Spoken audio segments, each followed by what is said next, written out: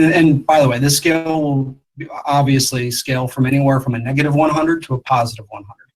In the bottom right corner, you can see a just quick example. 35% of those individuals surveyed here are 9 or 10. 30% are individuals that were 6 or below. 35 minus 30, this individual has a +5 net promoter score. Now, if I lost you on that, I do apologize. But one of the things that that was interesting and really has evolved more recently is as these large brands are in pursuit of better and better net promoter scores, they all kind of came to the same epiphanous idea. If you want to convert more of your consumers into brand ambassadors, it is very important that the people who are communicating with them on a daily basis, i.e. your sales clerks or sales reps, are brand ambassadors themselves. Hence the evolution of eNPS, or Employee Net Promoter Score. Okay? Now, I absolutely hate this slide. And anytime I see a slide like this in a presentation, that's normally where I pull the ripcord. But I put this here actually just for each of you who decide sometime in the future that you want to go back and listen to what that crazy guy from West Virginia said about Net Promoter Score.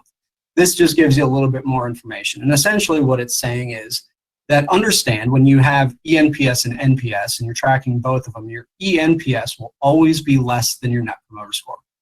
This is because your employees hold you to a higher standard. They just do. They will hold you to a higher standard than your consumer.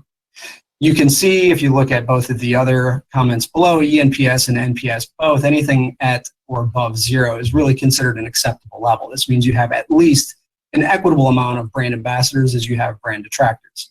However, with eNPS, 10 to 30 is, I mean, you're really doing well with Employee Net Promoter Score, whereas with Net Promoter Score, anything that's 50 to 80 is normally going to be world class. So when we started this, I was keeping in mind that it was a very fractured culture. I was silently hoping that we would get a 0, at least a 0. But you see, 6 months of work doesn't undo what existed for years. But I was absolutely blown away when we scored a +22.3. Now, let me go ahead and pause for just a second and say that we actually made the decision early on in the pandemic to pay all of our employees full wages through the full 2 months worth of shutdown. This was on the heels of that. So I knew that there was an artificial bump associated with this, and that obviously this number would come down when we took it again in December.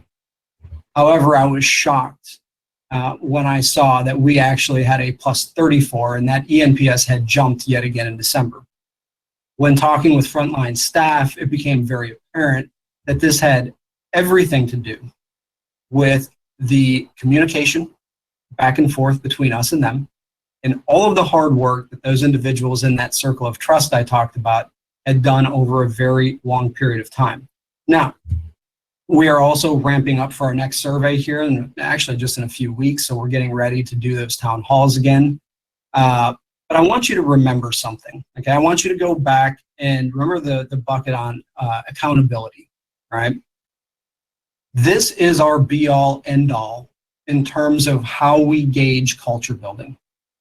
And I know a lot of HR professionals out there hang their hat on retention rates, turnover rates. Our HR professionals did as well.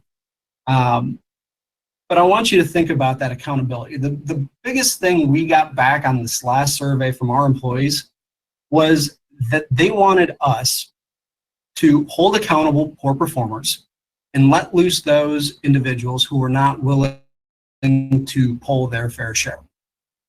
Our employees are literally asking for us to have higher turnover, okay? So I just want you to let that sink in for a second. So that's our eNPS journey. Our NPS journey is just the same.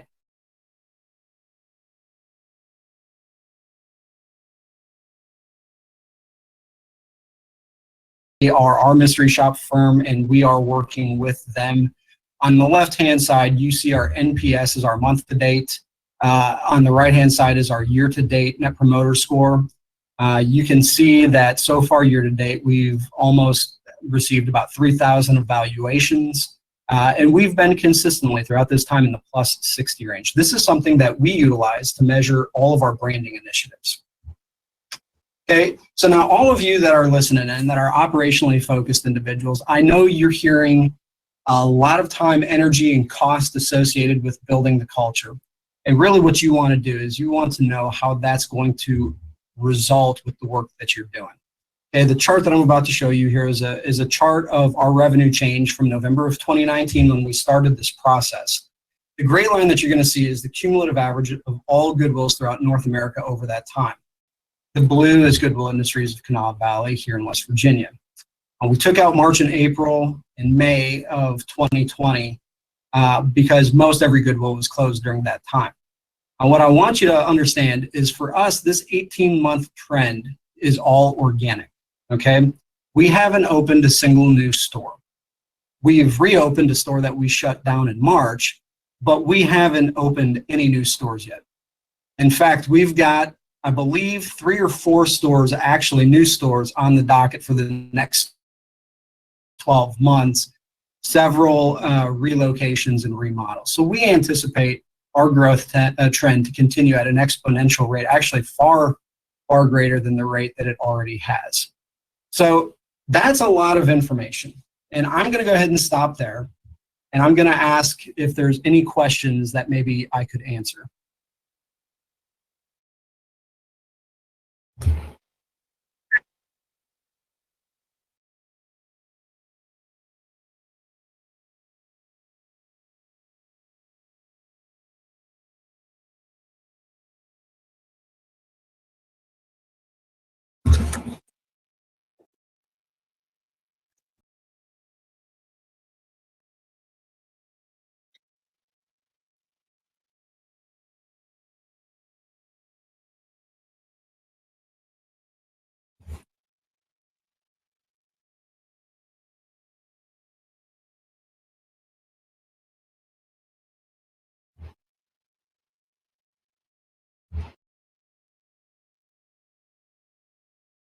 Sure. All right. Let me see what we got in the chat pod here.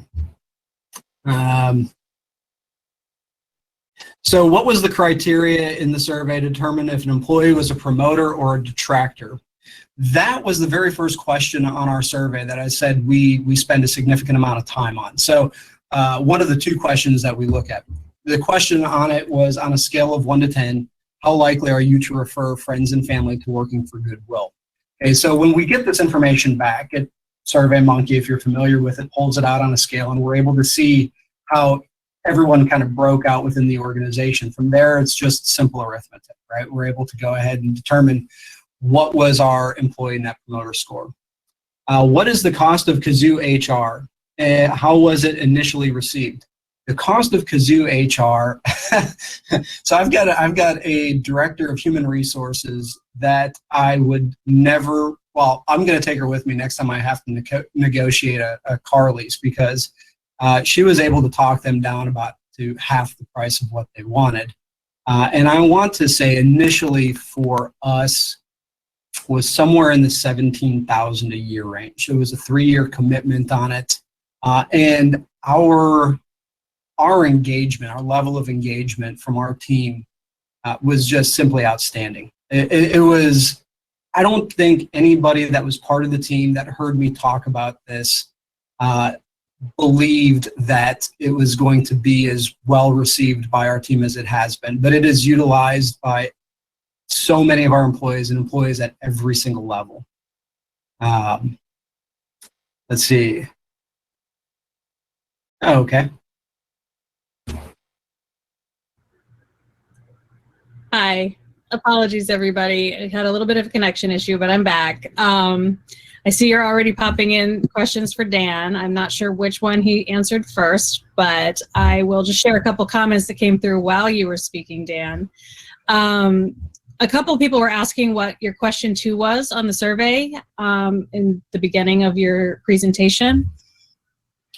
Sure. So you're talking about question number 2 on the survey or the second question that we actually look at? The second question that we look at, because we have 10 of them. Yeah, we have 10 questions, but ultimately, really, 8 of them are filler. One is the magic question. On a scale of 1 to 10, how likely are you to refer friends and family to working with us, thereby gauging our employee net promoter score?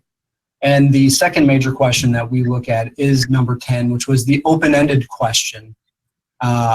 The open-ended question of what can we essentially do as an organization to improve your work experience with us. All right. And another, Michelle Goldman asked, does the Kazoo app improve internal communication better than SMS messaging? So we don't use SMS, but it has, for us, we looked at it as a means of communication as well as recognition and training. And so for us, Kazoo allows us to be able to do all 3 at the same time. Obviously, it's more recognition based, but through notifications, we can push this out. And like any other social media platform, it has push notification to your phone.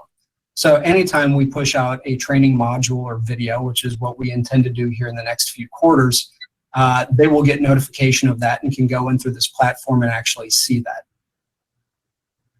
All right. Michelle had also said, could ENPS also help with employee surveys? I believe this is what you're using for employee surveys, right? It is, yeah. We use an employee survey to derive at our ENPS. Okay, and Kate Dawson asked, how do your employees take the survey, tool use, software, and also safe space provided? Correct. So we allow them to utilize the manager's office by themselves.